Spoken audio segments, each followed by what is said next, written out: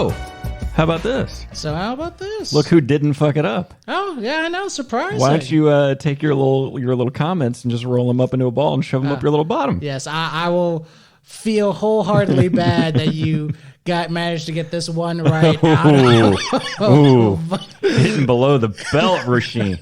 That's right. the kind of day I'm having. I've just renamed you. Right. What is your name? Because apparently I don't know it. My name is Rafiq Shaheen. Well, this guy talking is Alan Dempsey, and today we have with us the lovely Rio Paris. Hello. Rio's so great he screams his own name like he's introducing himself at a fucking festival. I always felt more like a prize fight. Like Rio's like you're gonna hear the bell like ding ding. We were discussing all your various credits before we hit record. Why don't you hit us with some of those? Okay, well, seen on Netflix, LMAO, Afro TV. I just did a showcase in March in front of Bob Sumner, who is the co-creator of Def Comedy Jam, and he created Laugh Mob's Laugh Tracks on True TV. All right. So that's awesome. I will never forget. I'm sitting at home, and I think you had moved out to LA, or you just I don't remember. Just come back. You just come back. Yeah. And I'm watching the new Brian Regan show, and I'm like, this is nice. And then some guy gets up and they start taking Q&As from the audience, and there's fucking Rio. I'm like, what the fuck get off my TV. I know you. What are you doing here? It was weird. There's a certain class of like African American performer here in the Tampa Bay area who like they have that smoothness to them that like when Family Guy made that joke of like, oh, we have all new shows of like slowly rotating black guy. I was like, I know 5 dudes who would fit that bill. How long you been doing comedy, Rio? So this year makes 9.5 years. Yeah, I knew I was getting up there. Yeah, man. When I thought about it, because I haven't been one to every year. This is my whatever year anniversary, but this year I did, and I really thought about it, and I was really blown away by how time has flown. Yeah, I mean, like I remember when you started. I mean, I remember. Oh. I mean, I'm not going to sit here and be able to quote anything you said, but I remember being. I was early. I was 2 or 3 years in whatever myself, and then every couple years you start seeing a whole new crop of people pop up. Yeah, you were part of that new crew that was popping up. So yeah. I mean, I remember way back then. Man, the bad times, the bombing days. But you're feeling so much better now. Yeah. I mean, I remember seeing you do Double Decker, which was. If y'all want to get into talking about like bombing days, there's nothing better than an audience of people who want to listen to comedy, but on the flip side of that, there is nothing worse than a group of people who have no interest. They've had comedy thrust upon them. Yes, like I didn't come here for this. 100%. Like imagine a group of people who are like, we're waiting for karaoke to start, and like there's this dude on stage talking about his dick. Yeah. Sorry guys. And then that one, it would start. Because it would start early enough in the night where it was just not a lot of people in the bar. Sure. But then as the night progressed, the bar would fill up as an Ybor City bar do. And then it would just be a whole loud bar full of people not listening to comedy. Yeah. And it was like a rotating audience too. So it's like you would be sitting there waiting for your turn on the list and you're like, oh God, I hope like that one dude who's laughing really loudly doesn't leave before. Yeah. He's my lifeline. I need that guy. 100%. Shouts out to Jeff Ray and John Jacobs for probably holding the record for most open mics in Ybor. Yeah. Oh yeah. For sure. Yeah, those are good times though. Yeah, right. I mean, like you got to cut your teeth on like stage. You were one of the people that I remember when I was like first starting out and like hitting open mics and like Ybor and stuff like that, who I appreciated your commitment because I saw a lot of comics because I was like around your class, maybe either the class before it or after. I'm trying to remember exactly when I first You were a little bit after him. Yeah. But I remember, watching some people where it's like, you would see them get up on stage and like they just didn't get a laugh in like one or two, and like the spirit would just die. Oh yeah, that's yes. Rio always committed. He was having more fun than anybody else in the room. Right? Yeah. You know? Externally. Well, sure. But I mean that in the kind like not shittiest way possible. Sure, yeah. Like, you know, it was always like everyone felt good when you got off. It's like, that guy made me feel all right, you know? I've never seen someone so happy to bomb and get 0 laughs. I would actually argue I have seen two people happier to bomb in that situation. Okay. One of which is Randy Holton. Okay. Who Randy don't now, get. come on. Randy doesn't. The legend. Randy exists in space and time outside of everyone else. I was about to say happy bombing. That's not really an accurate. We're not really sure if he knew he was in the room at that moment. Yeah, this is multiverse. right. That's the thing we don't know about Randy. He's actually experiencing. He's seeing a different universe. So every time he does comedy, he's slaying. He lives in our universe, but like in his eyes, he's just watching like the universe in which he's the best. Yeah, His five senses are a total different experience. Right. And Big Stupid did not give a flying fuck if you were on board or not. He was just like, it's my time. I'm getting through this. Like, if you've got the confidence to go up as Big Stupid, your mother went out of her way to name you, you know, Charlton something Magoo. And then, no, I'm going with Big Stupid. Yeah. But shout out to him, man. I wish, like, so I've always kind of had that confidence, but not to the full extent that, like, I appreciate in you. Yeah. You know what I mean? Well, thank you. It's because, like, I can get up on stage and then, like, I'll get through my act, and then like I hear like one voice whispering as they're coming out of the bathroom of like, you know, if he was just a little bit funnier, and I will go from like on top of the world to like, oh, this is why I should kill myself. Yeah. Often that's the thought. I just realized Big Stupid, because stupid is a term of endearment in the hood. That's where that comes from. Okay. I just realized that just now. Like, it's not Big Stupid as in dumb. It's like, you stupid. Right. You so stupid. Like, making somebody laugh. Wow, okay. Interesting. Right? Like, you so, you know. We're having breakthroughs here on the podcast.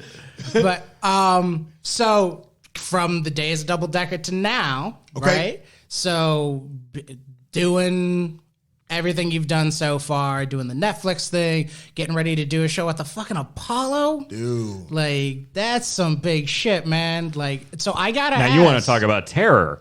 I mean, what's it like to walk out to stage where they're going to, where you know part of the gig is they might boo you the fuck off. Right? What's going on in your guts at that moment? I don't know. It's honestly... You don't know? Yeah, I like it. Have you not done it yet? Have I misinterpreted what we're saying? Yeah, so it's in November 10th. You haven't done it yet. I thought we were saying you'd already done it. Oh, no, it's coming up. Well, right now, sure. But I imagine when you get out there, good Lord, it's going to be... Man, it's still very surreal to even have Bob Sumner call, like, based on his legacy and have a relationship now. It's, surreal is a term I would use or word. And I'm thinking that I just hope they like me. I don't, I don't know what else. If they don't, they'll let it be known. Yeah. Do you think it's just a question of getting through it without getting booed off, or is it a question of like, to me, that's success. Sure. Just they let me do my 5. They let me live. You know, like, but there's that level of success, and then there's you fucking murdered. They booed a teenage Lauryn Hill. Oh, right. Yeah. So here's a question then, right? Booze or no booze, right? It's obviously a badge of honor just to be a part of that history, right? You know what I mean? But at a certain level, right? Let's say you go up there and like you get the hook in like 3 minutes. Wow. Right? Let's say terrible night, you get the hook in 3 minutes. Do you go, fuck it, I'm still me, like I'm still going forward, or do you feel like that indicates something? I feel like that would make the suicide note make more sense.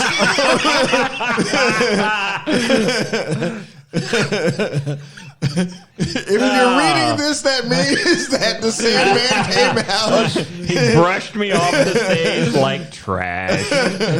Good Lord. I mean, look, if Lauryn Hill persevered, Sure. I think, Right. Yeah. I think Rio could pull it off. Right, but that's kind of what I'm asking, right? Yeah. Is this just a question, because, you know, like connecting to our people's history and like being a part of it, like, is this just part of it of like, yo, you just got to go through this. You just got to, you know, one way or the other, it doesn't matter. You now have your stamp in the history.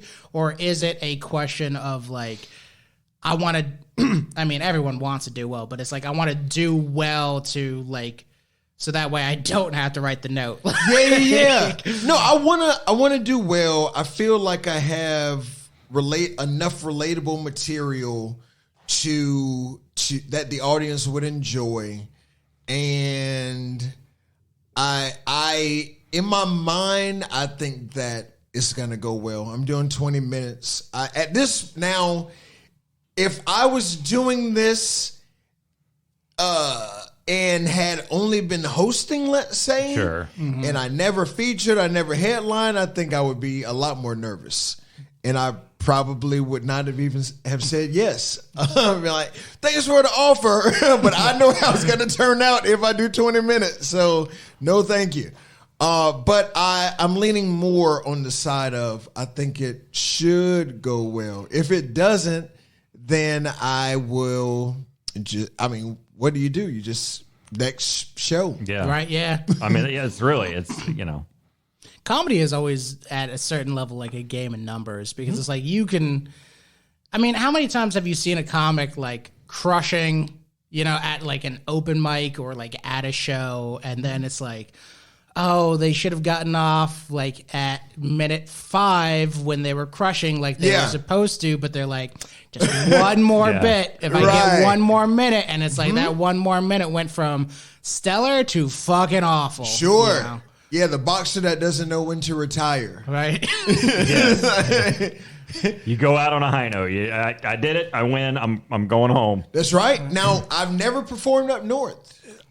So, again, in my mind, I'm thinking it's going to go well. But I've never done New Jersey. I've never done New York. I've never... So are you planning to like do any shows in that area before you do that? Or you like try to get like acclimated to New York audiences, or, you know, just northern audiences in general? Is this... So the first call I got from Bob was in terms of like booking anything, was they're doing a comedy jazz festival in August.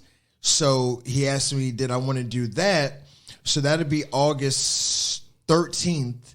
And then the 14th is just jazz. So I'll check that out. And then he wants to film a half-hour special on the 15th or 16th of August. Okay. So that'll give me a chance to be in front of an up north crowd for the first time before doing the Apollo. Okay, gotcha. Yeah. Well, that's a whole different story. You've got a special in the can at that point. So you're, Right. you know... I mean, I'm not going to say it doesn't matter. Of course you want to do well if you're at the Apollo, but for Christ's sake, you've got a special in the can, so you're good. Yeah, it's everything for me is show by show. I do hope that every time I get on stage it goes well, but I always feel like there's a chance that it might not. I always have in the back of my mind they may not like me. For me, there's always that portion of like, I don't know what this is about my self-esteem, but there's always that portion of me that has like this very quiet fear of like, I'm going to get up on stage and the audience's one is just going to like get up and walk out the door together. Like it was like some elaborate prank of like, oh yeah, we're going to book this show, get everybody in here. And then as soon as he hits the stage, fuck this motherfucker, I'm out. Like, The whole thing was just a prank on you. I just had 2 girls. I just did 25 minutes at a mic, and I had 2 girls walk out. Like right as soon as my set ended, they left, and they were laughing at certain things, but I knew certain jokes I was telling, they called themselves being offended by. So you can't please everyone. Very true. So here's a question for you. Speaking of pleasing everyone and, having people walk out of shows and stuff like that, I have seen you on stage get contentious with audience members who try to, go like, I don't appreciate this, I don't appreciate that. Right. Especially in the light of, like how this seems to be getting more screen time in our community in general. I mean, for heaven's sakes, like the Will Smith fucking bullshit going down.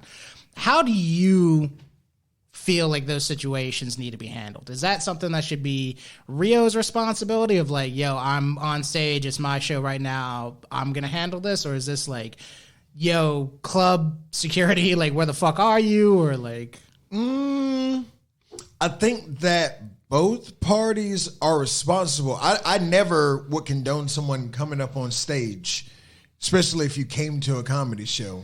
Like, what are you doing? It's very easy to leave if you're that offended by what the comic is saying or any artist, even if it was music. But I think that for me, what I've started doing is saying everyone in this audience has done things behind closed doors that no one knows about, that if we found out about, you could get canceled. And psychologically, I'm just trying to let the audience know, stop acting holier than thou. Stop this pretentious behavior that you're exhibiting as this perfect person when no one's that way. And it seems like that puts the crowd at ease. So you actually prep them that way. You say that stuff. Yes. I'm seeing that more and more. Right. Gervais has been doing that for his last 2 or 3 specials. Gotcha. He has stood up and just basically told the audience, hey, it's jokes. It's like Jimmy Carr, is that his name? Yeah. The other British guy. So all these non-American guys, like, well, the other Jimmy Carr, because Jimmy Carr does dark. Oh yeah. Love him though. So, but he has this tendency to either begin or stop halfway through and go like, guys, we're just saying things that aren't real. Don't get mad or do get mad, but none of this is real. Yes. Like, it's just this weird, you have to keep resetting these days, it seems like, which is odd. It is, because they have, when I say they, I'm speaking of the powers that be, right? Yeah. There's agendas in the works. And I think that people have been made to feel like they should be offended by things that they would not have been in the past, but now it's like, hold on, like in their mind, they're like, am I supposed to be offended by that? Right. Let me look around. Is it? I'm even catching myself doing that now. Yeah. I don't make it their problem. Sure. But I'll watch a show that's 3-4 years old and someone will make a joke and I'll be like, can they? Are they allowed to? Right. Can we? It's the programming of it all. Yeah. Yeah, because the show's, but that's what we're talking about. We're talking about progressively people have gotten more conscious of, if I have a friend from said group, if they saw me laughing at this, they would be offended by that. Right. Right? So, yeah, it's sad. Okay, so I got to dive into it. So, Rio. Okay. I love you to death. Love you too. 18 minutes. I walked into this episode going, how long would it take? I think he's going to go to conspiracy theories. I think we are. No, I mean, we are. Okay, all right. This is how I'm going to phrase it. You have a distinctly different worldview than I have. I am more than happy to go, I am full of shit. Yeah. This might be the moment where I just turn my mic off and watch I'm going to get some popcorn, guys. So what I want to ask from you, because I have, and I'm quoting your words here. Okay. I have heard you say Dave Chappelle had to take a ritualistic dick in the ass. I was not expecting this to go that way. So I never said that. No. I said that it's possible that they wanted to run a train on Dave Chappelle. Okay. And that he rejected that. Okay. Who is they? People who would play a part in him receiving $50 million for 2 seasons. Right. Now, let me ask you, I just want to ask questions. Sure. Because I've only heard these things through Rafiq. Okay. I've never actually had these conversations with him. Right. So my assumption is that what's about to happen is Rafiq is going to go out of his way to challenge you. Yeah. But I'm not interested in that. I just want to know. So they, being the people who could or could not give him $50 million. Sure. Could that also not just be a studio who goes, this guy's getting good ad money and we want to keep him around? Okay, so what would be associated with him going to Africa after whatever happened in the meeting? Like immediately saying, I got to get out of America. I just got to go. I don't know how long I'm going to be there, but I don't feel safe right now, so I'm leaving the country. Like, what would make... Well, he did film stuff for the 3rd season. Correct. So I think the ink had been dry on the deal at that point. No. So in theory, the reason why he rejected it is because a producer or someone was laughing too hard when they were filming a sketch, right?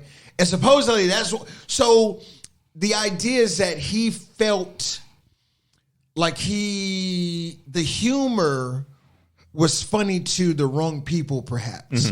Which is not unreasonable. Story. Right. So, I mean, that's possible. And then or you are, it sounds like you're kind of taking a leap and going, someone laughing too hard doesn't warrant fleeing the country. Right. So Dave Chappelle also believe in his Inside the Actors Studio interview spoke about Martin, and Martin was saying they're after me and was running on the freeway, and Dave Chappelle was talking about Mariah Carey. He's like, maybe it's not the people. He talked about instantly being called crazy. They instantly called him crazy. They instantly said he was on drugs, said he was on crack. Sure.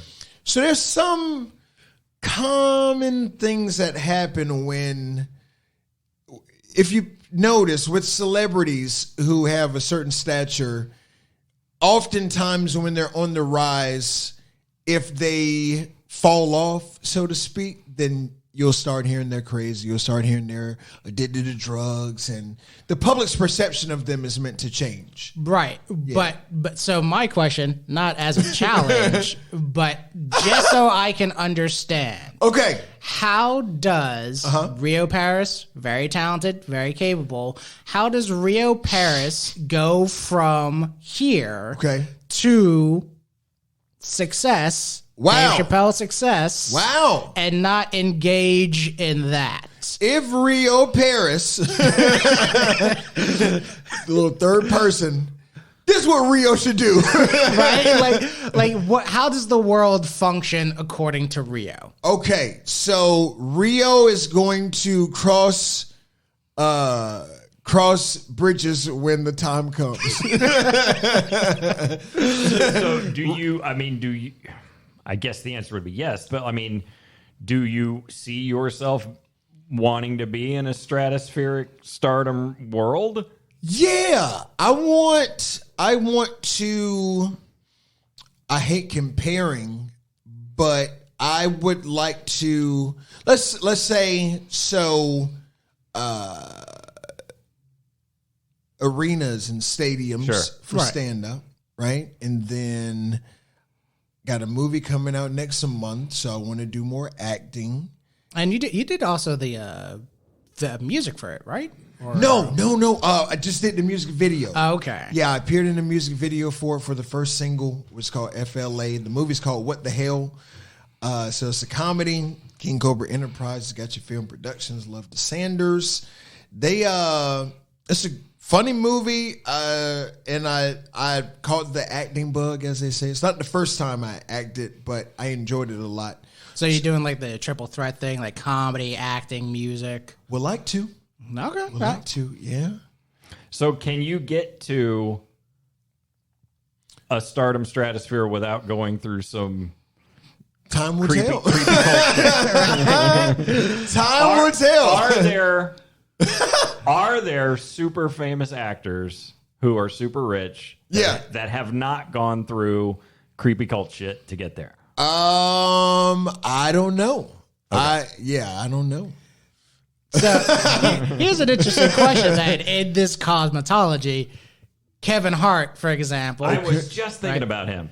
Right? Kevin Hart, fucking movies with The Rock all the time. The most successful comic. Right? I go like... Ever. I go, Kevin Hart, like, does not look like, at least in this context, does not look like he'd be fun to run a train on. So, like... Wow. Here's the thing. Well, you don't know about Kevin Hart. This is why I won't let you do that. I like how I walk. I know if you do that, I'm going to be walking different after. Right. Reason why I'm going to be walking different after.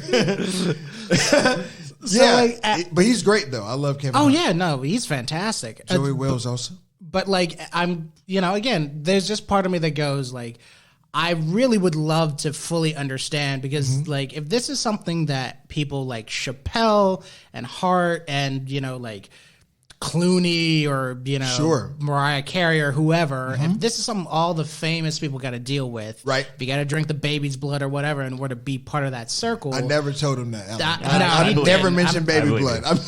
I'm just saying, like, I'm just trying to figure out what the rules are. Hey, man.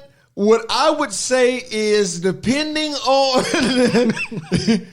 you have to decide what you want to be in this world. What do you want to, in terms of stand-up? Are you good doing comedy clubs your entire career? Do you want to do theaters? Do you want to do arenas and stadiums? Do you want to be in movies? Do you want to have multiple businesses? How much money do you want to make? What's a comfortable amount of do you want to be rich or do you want to be wealthy? All of these things, I believe, play a part in what type of proposition you may be presented with. So it's like some dude in a black robe is like crafting like a specific like policy to be like, well, if Rafiq is going to want theaters, we're going to need like 3 goat sacrifices, 2 ritual sodomies. And there you go. Yeah, that sounds accurate. Semi. I think you're missing a few things, but yeah. I like the idea of like some Illuminati with like an office. Like he's got like a Geico policy to sell me. Yeah. One thing I will say, like if you want $100 million, do you want to be a billionaire one day? All of those things I believe matter because you can fly under the radar as. So to your question, what you mentioned, like super famous, like I mean, what level of fame are you trying to attain? Right. And so you feel like that determines whether or not you got to participate in this, or is it more of a like, well, if you want to go from D-lister to C-lister, then you got to be a part of. You might stay a C-lister. Like, not everyone is going to get approached. Not everyone does get approached. I think. Okay, that's my question. Mm-hmm. Let's assume that there's some whatever they are, right? And they approach you and they say, if you pass our rite of passage, we will take you to the next place. Wow. Can you get to the next place without ever interacting with that group of people? I don't believe so. It could be possible, but I don't think so. Okay. Yeah, when it's all said and done, I don't know. So you go, and again, this is me legitimately, being curious and trying to understand. Yeah. Like, I don't know that anyone listening has really clarified. Is there a real quick Reader's Digest version? Because I'm just now realizing we haven't actually said what it is that Rio believes. Well, that's what I'm trying to figure out. but no, I mean, even on the baseline level, we just keep talking about figures and people's, or like, in the way that you feel most comfortable, can you give us a streamlined version of what you think is going on out there? Well, I think it was pretty much the idea of where, okay, so we know that there are people in positions of power. Sure. Bilderberg. Okay. And we've seen that power by the world standards. We've seen the power be abused. Sure. Epstein. We've heard about Weinstein. So someone like Harvey Weinstein, let's use him as an example. Okay. So yeah, you're going to win an Oscar one day. I can get you in these movies. But certain things I want from you because I'm attracted to you. Sure. And some of the women engaged in sexual activities with him. And got their Oscars. They got their Oscars or whatever other accolades. And it just kind of... So do you believe... Again, and I don't want to put words in your mouth, and I don't want you to say anything that makes you uncomfortable, but I mean, I'm going to use the I word. Do you have a full Illuminati type vision of the world, that there's a select group of people in charge that make the decisions, and it's cultish? I would say so. I mean, secret societies are... Even there was an interview with John Kerry a long time ago. I forgot the guy's name from Meet the Press. He ended up having a heart attack. But he's interviewing John Kerry, and he's like, so I heard you're a member of Skull and Bones. And John Kerry just kind of looked at him, and he's like, what is it, a secret? And then John Kerry goes, yeah, so secret we can't talk about it. Like, no, ha-ha. Like, he was like, dude, what are you doing right now? So...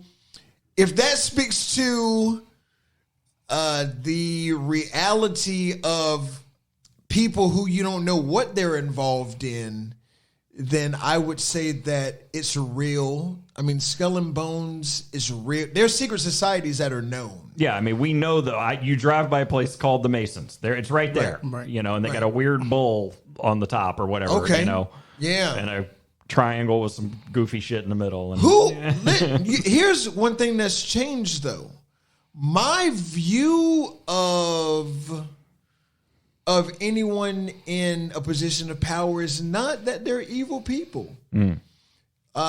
So let me say that too. I don't think Bilderberg, Rockefeller, I don't think these are evil people. I think that there's things that humanity is not aware of, and things that could be perceived as evil just from the outside looking in.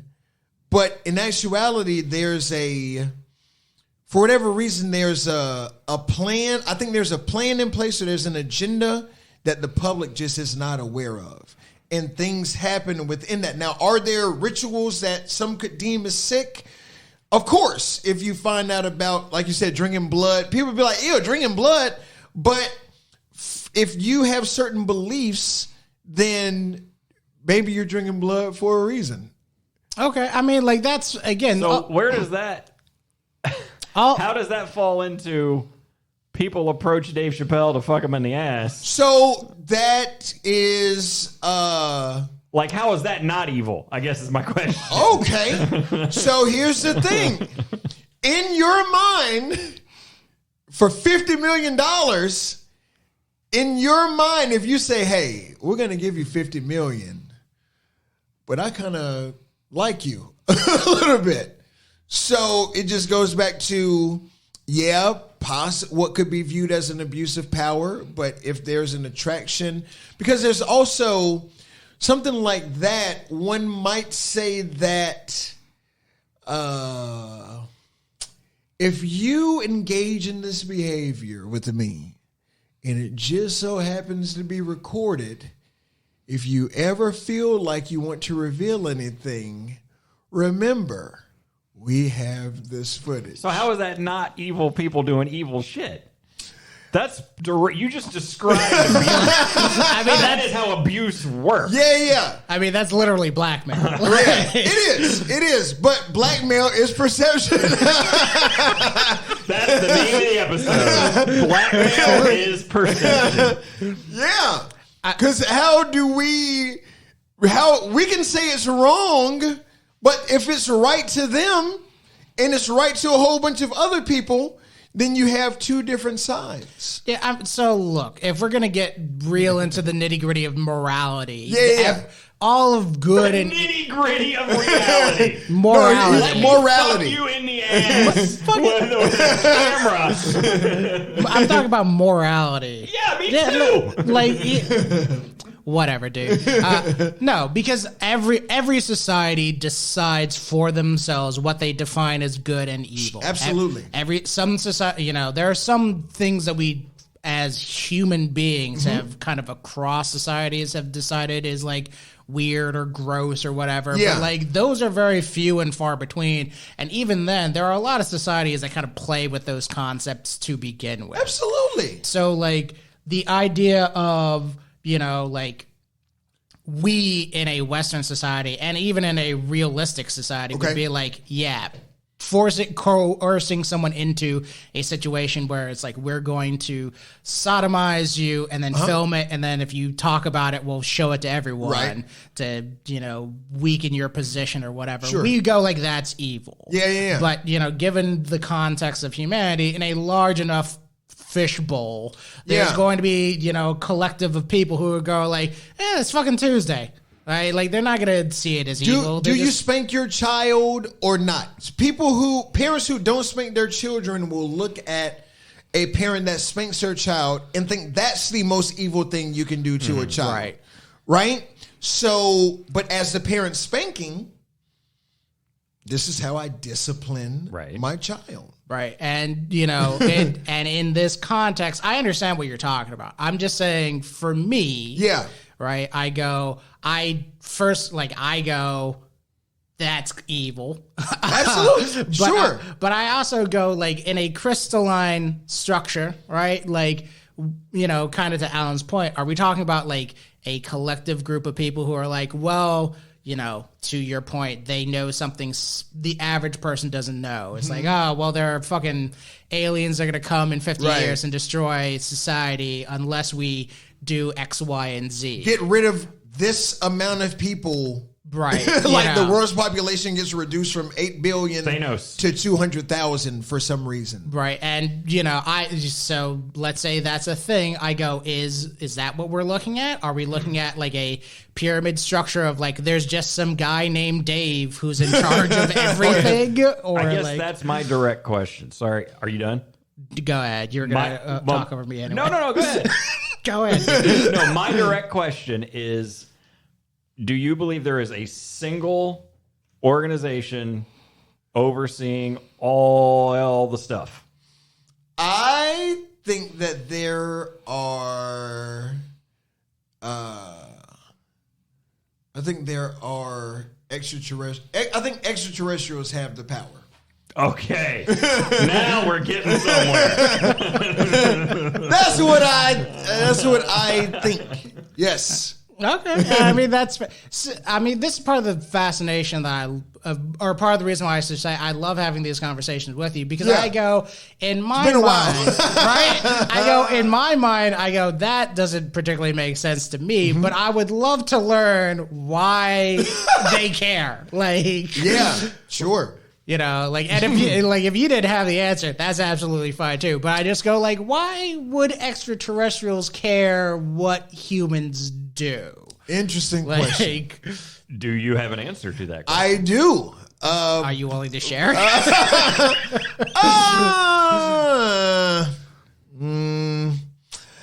I mean, look at how did the human being on Earth even come to be? Like the current humans. Yeah, this is a pretty deep history of humanity's development. So yeah, there was an influence that caused what you could picture as a stupid caveman, stupid as in dumb, to go from that where everyone looked alike to the human that you see today. Well, Rio, I have a book called Dianetics that I would love to share. Do you think that they're kind of just keeping an eye? Like, are we an experiment or like they're pets? I would say experiment in a sense. Okay. I would also say that there are aliens on Earth in various parts of the country. So we need a pair of magic glasses to open the mail. Men in Black.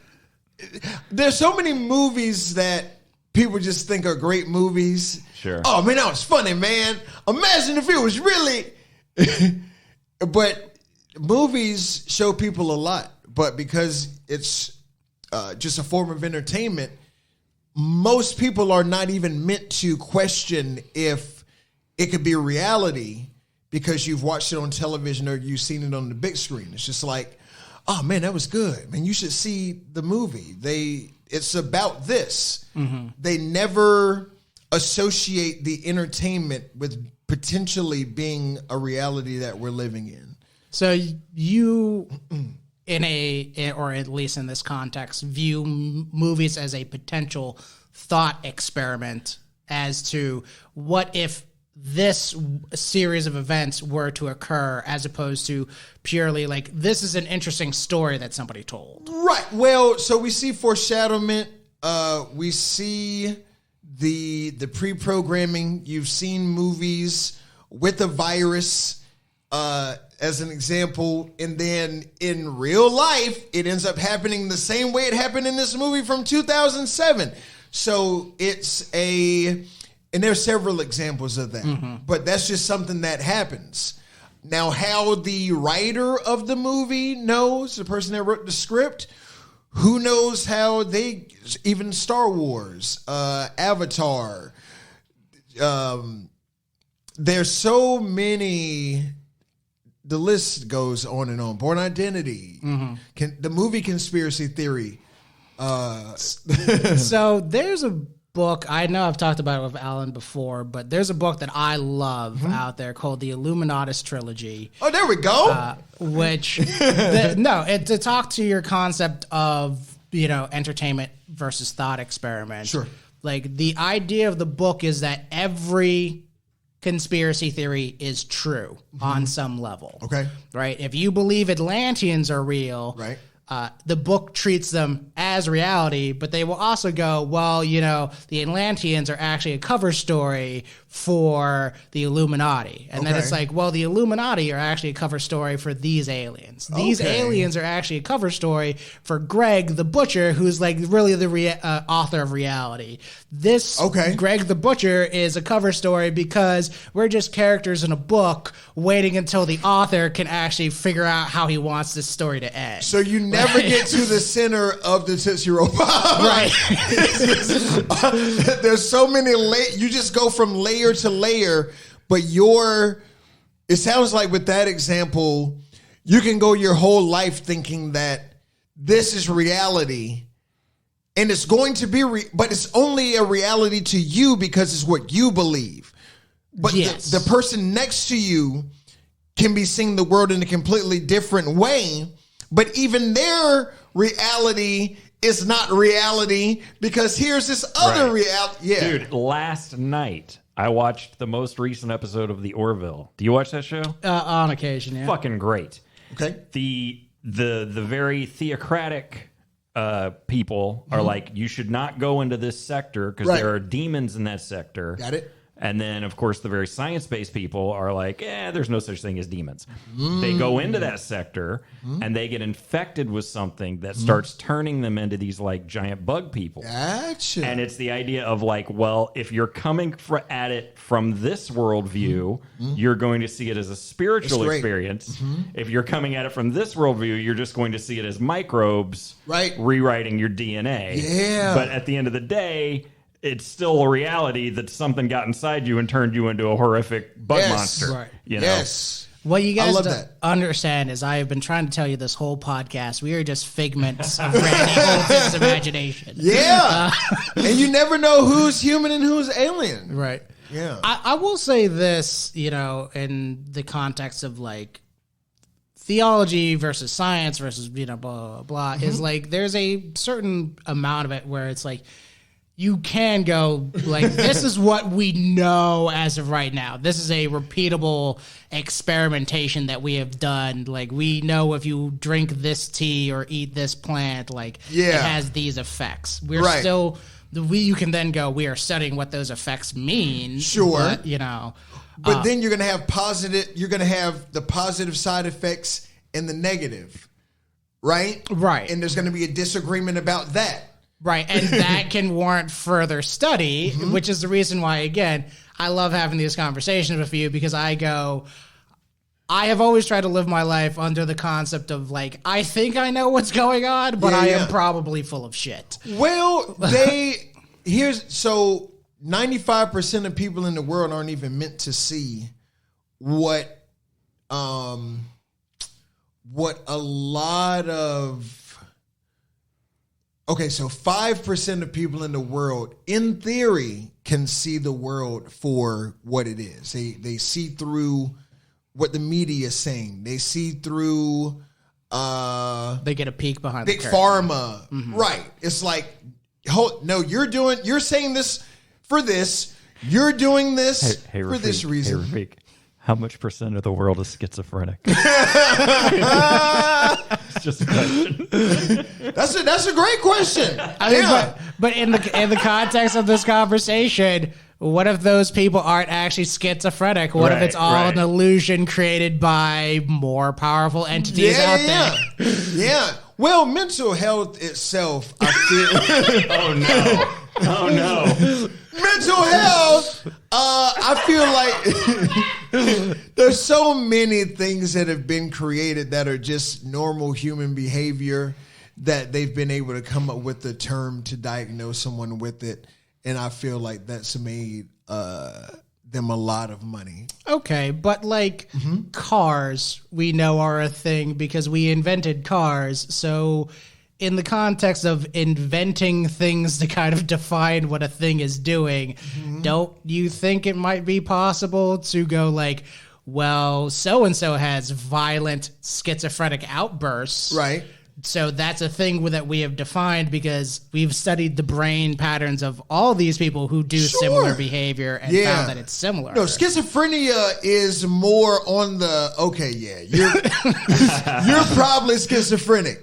My grandma had her friend's father-in-law staying with her just so she could get money. He rented out a room. So my uncle, who got murdered, when he was alive, he cut hair.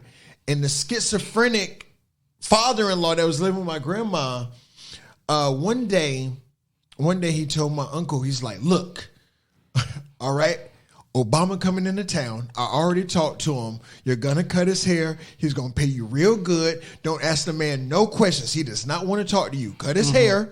Make sure he look good for TV. And that's it, okay? And the same man ended up not being able to stay with my grandmother anymore because he ran around the neighborhood butt naked and someone called the police. So I'm not saying, let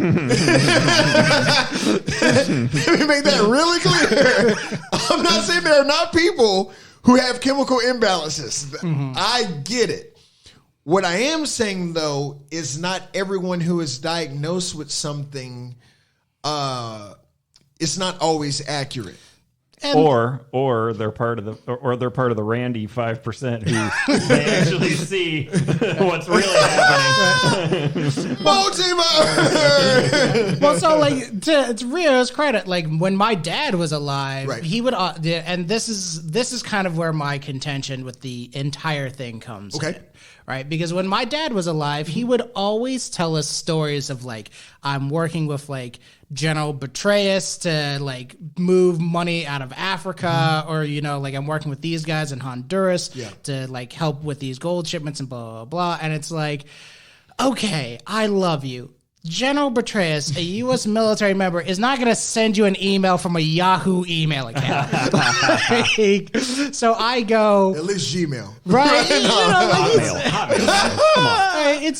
I go, like, you would think if the Illuminati were going to, like, have a general work with you, they would have, like, at least some professionalism about it. So I kind of look at the overarching concept of, like, society is ordered by some sort of hierarchy, to which I go, there are people in power. Right. There will always be people who have just hoarded enough resources that they can convince people through hook or crook to do their bidding. Okay.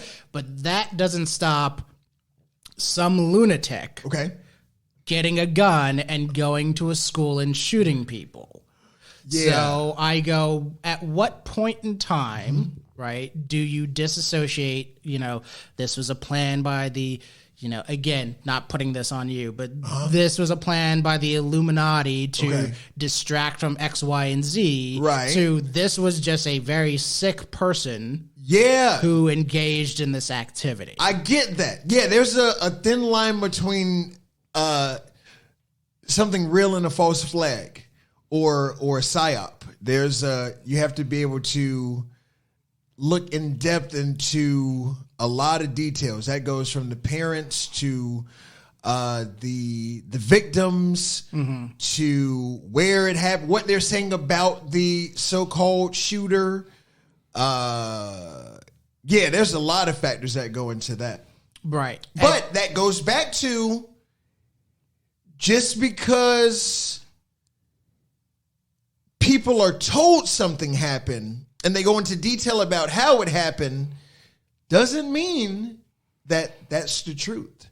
And that's fair. Propaganda is a real thing. I ain't going to argue that with you. I'm just saying, and this is what it always comes down to when you and I have this conversation, is I go like, brother, like, I just need like, I need like a notarized document or something. Tell me the truth. Tell me you're an alien that's pretending to be... Go ahead. Sorry. I just need Bob Illuminati to come out and just be like, yo, man, I got so much power. Like, why wouldn't I just show my dick in public? Let me make a phone call. I'm tired of this. Hold on. My big thing, this has always been I'm not even anti the possibility of a centralized whatever that's in charge of everything. Right. Have you ever worked in any kind of government job? My father was he worked for the government. Okay. We'll say. The government, they're useless. Yeah. If you get a government job, from filing papers to being the admiral. Yeah. It's just chaos. Yeah. And there's two answers to that. One is that people are inefficient and stupid, and they can't really balance these powerful structures they've created. Okay. Or there's a shadowy figure that keeps this thing ineffectual on purpose. Well, they do speak about a shadow government. Those who what's the Illuminati? What's illumination? We can see things when it's dark. It's light for us. So, like, it's basically knowing the truth. That's why the owl at Bohemian Grove, that's why owls can see at night. Like, it's the illumination. If this room was dark, it would still be like the light was on. You can still see everything as it is. Whereas in people, say we turn the lights off, they would just be in a dark room. But if you know the truth, if you're the one that's putting it all together, then you're just watching people believe what you're telling them. But you orchestrated the whole thing with an agenda on your mind. It's the entire purpose. If there's a shooting, say it's real. Okay. It still helps towards the agenda. Now, if this one was real, maybe this next one doesn't have to be. We can do our own and make people believe it's real, because the objective is to make people feel like gun reform is necessary. And I'm not going into detail about any of that, but I guess here's my... now I'm becoming a challenge guy. Why would the powers that be ever give us the option of ever having a gun. All the way back to 16 whatever when we first created guns. Okay, so as society has developed, I think that there are plans change. How you're going to accomplish your end goal changes based on. Sometimes I don't think that they know people even though they've done the programming. I think sometimes people surprise them. Oh, we really thought they were going to go for this, but oddly enough, most people don't believe it or aren't falling for it. So now there's like plans on top of plans for, okay, if they don't bite this, we're going to do this. If that doesn't work, then we're going to do this. So I think over time, what has happened with guns, it wasn't always the 1600s, now that we're in the 21st century, of course, the thoughts on guns have changed. Mm-hmm. Guns are not being used in the same manner. Mm-hmm. Because of that, let's say the plan is to go into people's homes and for whatever reason, won't go into that. Say you want to go into people's homes and you want to remove them from their home as quickly as you can.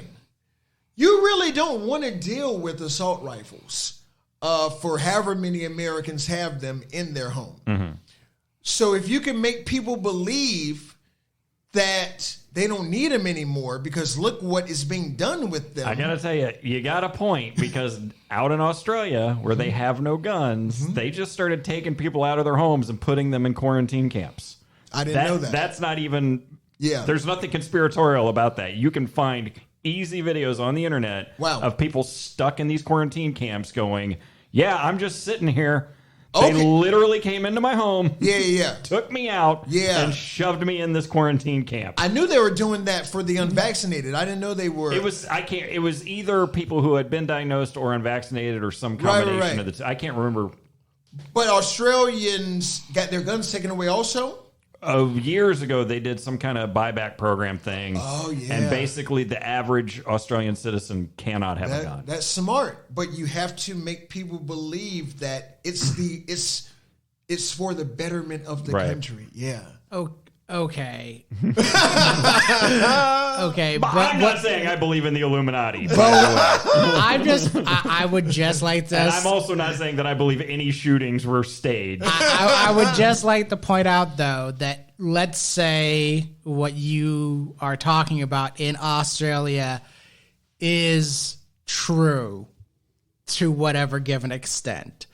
Why not do this in a society like Japan, which also doesn't have guns, also has a population of unvaccinated and ill individuals, and is a much more pressurized society where you are taught to kind of function along the lines of conformity. Sure. Would it not be more logical to... Yes, I don't believe in the Illuminati because of what you're saying. Right. But what I was saying earlier is I can see how, if you are a believer, you can kind of find your answers in shit that's really out there. Right. And, again, I am wholly willing to be like, Rafiq is full of shit, because all those things I just said, that's just my perception of it. Right. But America's different from any other country in the world. So when we compare a continent or a country, like it's not going to make sense to me. Respectfully, like it doesn't even make sense to compare because America is vastly different in terms of what America is in this world compared to what Japan is in this world or what Australia is in this world. Yeah. Okay, I'm gonna be honest and just say I am following along. My brain is starting to fizzle out. I mean, can I end on? Have I ever told the Mason story on this podcast when I ran into those Masons? No. Oh, I don't think you've told it on the podcast. You have told it to me before. Rio, this is a great story. I love it. There was a bar that I used to go to. It was right by my house. It was my favorite bar. Right. And like right across the street was a Masonic building. Thank you. And one night I was in that bar and the place just started filling up with fat white dudes wearing fezzes. Wow. And I was like, what the fuck is going on in here? And then I put two and two together. Oh, there's the Mason thing across the street. Right. These guys they have spilled out and they have entered the bar to have drinks and have a good time. Right. So let's say a month later, I'm back. I was still teaching at the time. So I went up there on a Sunday to grade papers and have a beer. And I see these guys behind me and they're talking. And I'm like, God damn, these guys look so familiar. And I go, oh, those are the guys that I saw.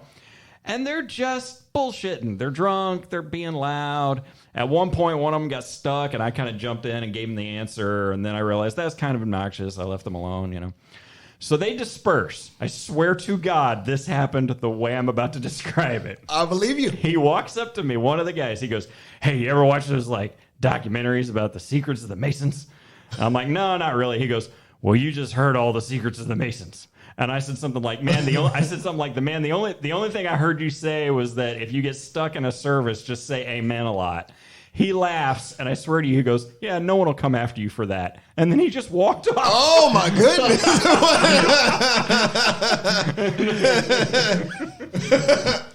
And we are at an hour, and poor Rafiq looks like he's about had it. Looks like he got hit by a train. I love it. There's one other thing that I want to talk to, not about this. Okay. Completely pushing away. Sure. Right. So, Rio, you have been doing music for a long time. Yes, sir. All right, you have been in the rap game for a minute now. I've seen you, hit your marks. I've seen you fucking drop bars. Hell, we even did that one music video with John Jacobs. Yep. I remember that, the freestyle. Right. So my question was coming to you was, I just saw Bo Burnham drop the new Inside Out tapes. I saw the trailer, yeah. Right. So I wanted to kind of ask you, as somebody who has been doing music for a while and has been doing comedy for a while, is there ever a temptation to do musical comedy? Do you view those as two separate things? Do you find that the promotion for them is different things for you, so you separate them, or what's the case? So I started doing parodies when I was in elementary school. And then but I haven't wanted to do that in stand-up. Like I said, I believe I can fly. I believe I can eat. I believe I can eat. Collard greens and pickled pig feet is I did y'all remember Going to November? Yeah. By White Club. So I did Going to Church's Chicken. So that was chicken. I'm trying to put the syllables together. Right. I'll be going to Church's Chicken. I'll be going to Church's Chicken. I wonder if they're gonna realize that I'm missing. I forgot what I said, but that was so I enjoyed that, or at least I probably still would. But I don't want to do parodies. If I'm rapping, it's just gonna be real hip hop, and that's what I want to do. So you wouldn't go the Little Dicky route, where you wouldn't be I'm gonna drop an album that's funny and solid music. Not as myself. I have a rap character I play called Ignorant for Real. I appreciate that name. Yeah, just a stupid rapper character, just real hood, garbage songs and freestyling, but he thinks he's great.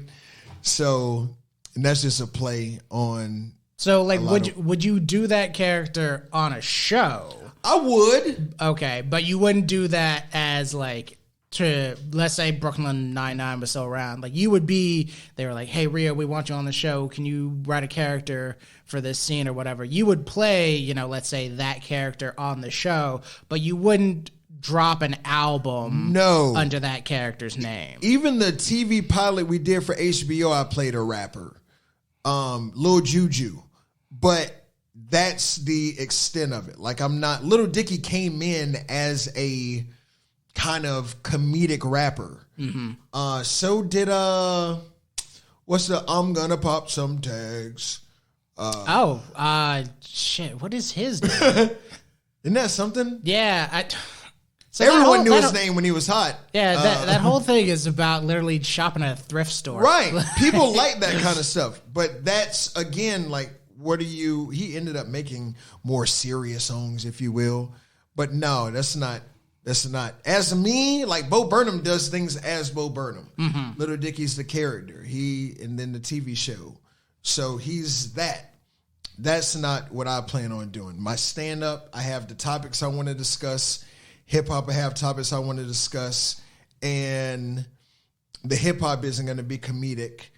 And the stand-up is comedic, but it's like topics I want to get across. So you would go, just to provide some context for like the folks at home, you would go more of like a Donald Glover route of, like, hey man, I got the comedy, I got, the writing, et cetera, et cetera. Yes. But like over here, completely separate is going to be my music. Right.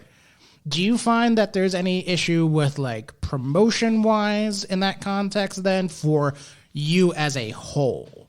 Are you ever afraid that people are going to look at you and go like, oh, like I love his music, but like, heaven forbid, but like he's a garbage actor? Or are you afraid that people are going to be like, he is super funny, but like, have you heard his music? Like, I cannot stand that portion of him. Do you feel like there's an issue promotional wise that you're afraid that like audiences are going to overlap? Or I think you have to do one before you do the other. People have to know you for one. And I think if you're what people would deem as good at the other thing, I think you have to think people have to know you for comedy first. So you think you can go funny to serious, but not serious to funny per se? Yeah. Okay, I can feel with that. One more question, because I know what Alan's about to do. Well, we're at an hour, so we're done. Top 3 in the game. Ooh. Alive? Yep. Top 3 in the game right now. Rappers or comics? Both. Fuck it, we got the time.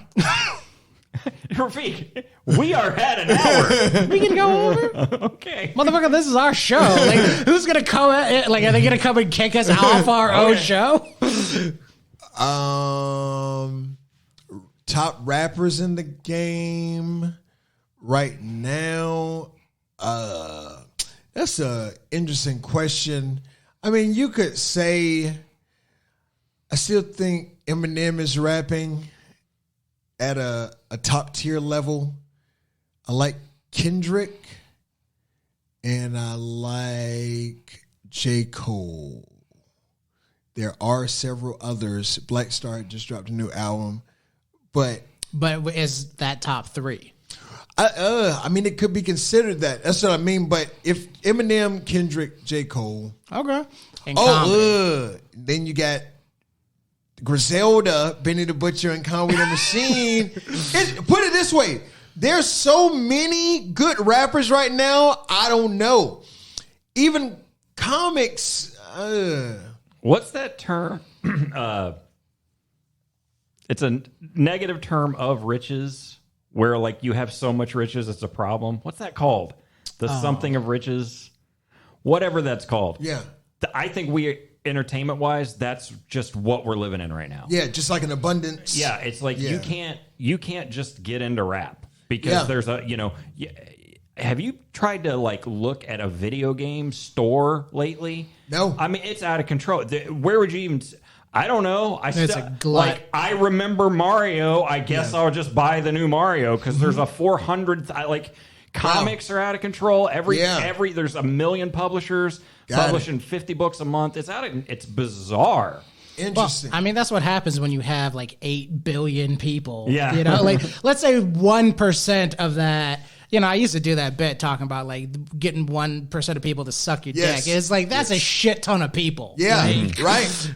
Yeah, and the pandemic, people, since they were forced to be at home, they are just kind of at home more than they used to be too.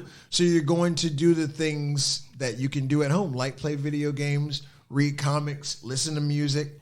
You can listen to music outside at home and play games now on the phone, but being at home, you're in a relaxed environment. You just kind of want to be left alone now. Yeah, more of a creative space.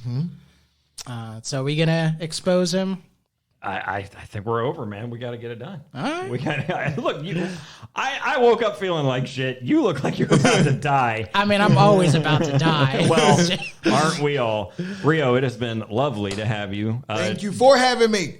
Today is the 11th of June. Do you have any upcoming shows or things you want to promote? Just on Instagram, Rio Paris fans, RIOPARIS fans. And then Facebook, Rio Paris, and stay tuned. Anything that I have coming up can be seen on those platforms. The movie What the Hell will be on Tubi, which has 51 million monthly active users. Nice. So looking forward to seeing what happens with that. What the THA hell, that will be on Tubi. Tubi's free to sign up. Nice. So, did Tubi pay you for this? Did Tubi force you to get fucked in the ass? No, they did not. Not at all. But stay on the lookout. Festival coming in August, and then November 10th, the Apollo. So we'll see what the summer shapes out to be and into the winter. Oh, yeah. Well, I have one last question for you, Rafiq. Oh, fuck. Here it comes. You know what's coming. Okay. Here's the question. So how about this? I was afraid you're going to ask that. I thought you might. Just like I am every time. And I just want you to know that when I die on the inside thinking about how I don't know an answer, I always find myself questioning and searching, and all I can find is, so how about this? And Rio, so how about this? Tell you what. I love everyone. Yes. No matter what you do in this world. Or species. Yes, or species. Extraterrestrial love to humanity, the Illuminati, all secret societies are good. I did not know Rafiq was going to talk that about. Is the only thing I knew Rafiq was. Would have been nice to know, but no, I have fun. And again, thank y'all for having me. Thank you. See ya. Hey guys, thank you so much for listening to another episode of So How About This. If you liked that episode, please don't forget to like, comment, subscribe, or leave a review. If you really liked us, tell a friend. If you hated us, tell somebody you also hate. Tell 5 people that you hate about us. Find your arch enemy and convince them to listen to our podcast because you hate us so much and you want to punish them for it. Also, don't forget to follow us on Twitter at So How About This One. That's the words So How About This followed by the number 1. If you have any questions you want answered on the show, just hit us up on Twitter and don't forget to stay tuned for new episodes.